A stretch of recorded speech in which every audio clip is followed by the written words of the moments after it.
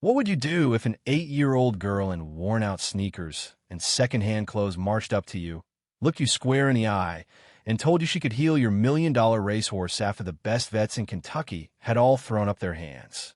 That's the question that stopped me cold one September morning at Autumn Valley Stables.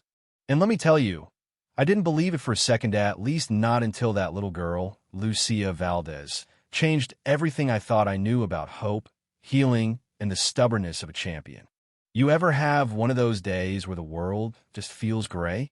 That was me, standing outside stall 7 in a pair of Italian leather shoes soaked through with dew, staring at my prized stallion, Fire Spirit, a horse whose name once meant victory, now lying broken in a pile of straw, his eyes dull, his body trembling with every effort just to breathe easy.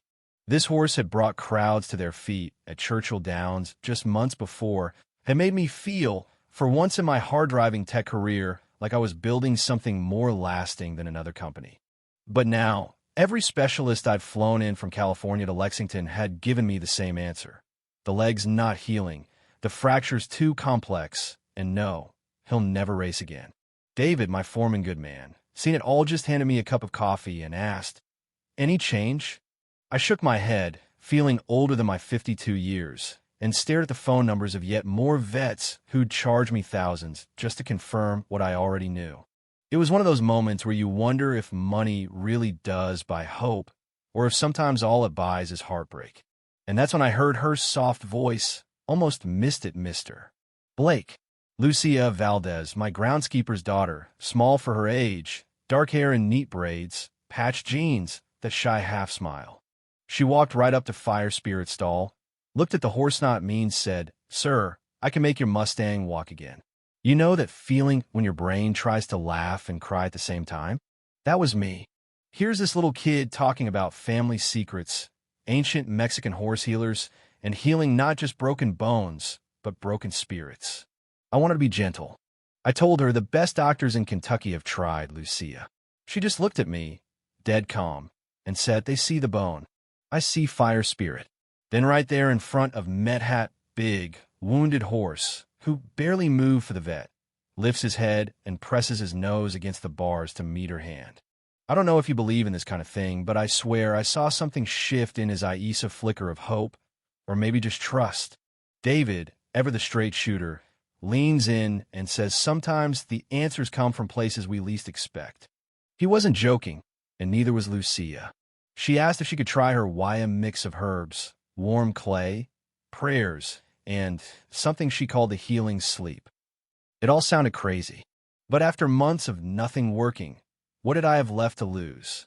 Lucia started coming every afternoon, school backpack in one hand, a canvas bag in the other, filled with things she and her dad gathered in the field: scumfrey, arnica, willow bark.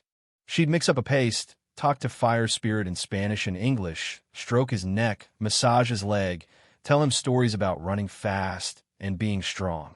Dr. Wells, our vet, one of the best in the state, watched every session with folded arms and a skeptical eye. But even she had to admit, Fire Spirit was changing. He started putting weight on that leg. The swelling went down. The limp faded little by little. Word got out. Of course, how could not? Soon, neighbors, trainers, even a few local reporters were crowding into the barn. Eduardo Silva, an old rancher from down the road, showed up one morning, took one look at Fire Spirit walking through Lucia's homemade rope exercise, and just shook his head. "Sometimes," he said, "the old ways know things the new ways can't see." And there were doubters. My ex-wife, Isabella, swept in with her sharp heels and sharper questions, demanding to know if I'd lost my mind, letting a child risk $1 million animal with folk medicine. Dr. Wells had to step in, explaining that whatever Lucia was doing wasn't hurting. If anything, it was working better than anything modern science had managed so far. Week after week, Fire Spirit kept improving. Lucia brought in new tricks: a smooth river stone to massage pressure points, a pouch of dried beans that made a soft, rhythmic rattle, rope for balance, herbal wraps for pain.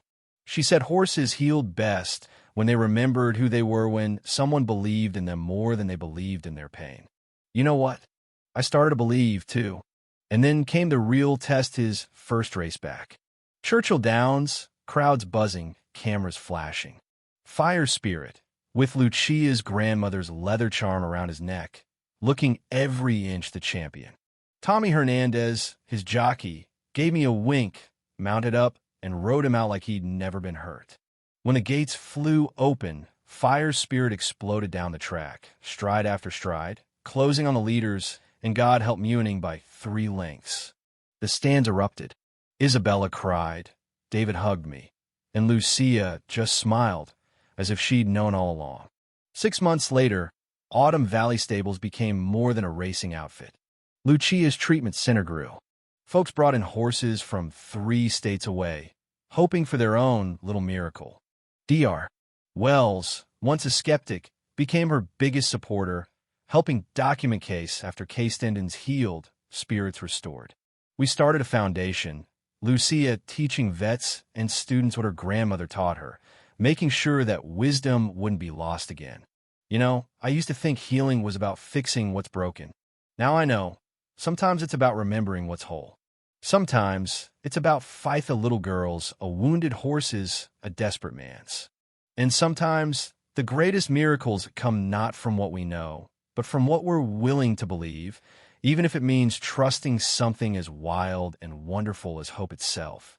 So, what do you think? Would you have given Lucia a chance? Or would you have sent her away with her patched-up sneakers and impossible promise? I want to hear your thoughts below. When is a risk worth taking? And who gets to decide what's possible? Drop a comment, share your own story of unexpected hope, and if you believe in miracles big or small, hit that subscribe button. There's always more to tell, and I'd love for you to be part of it.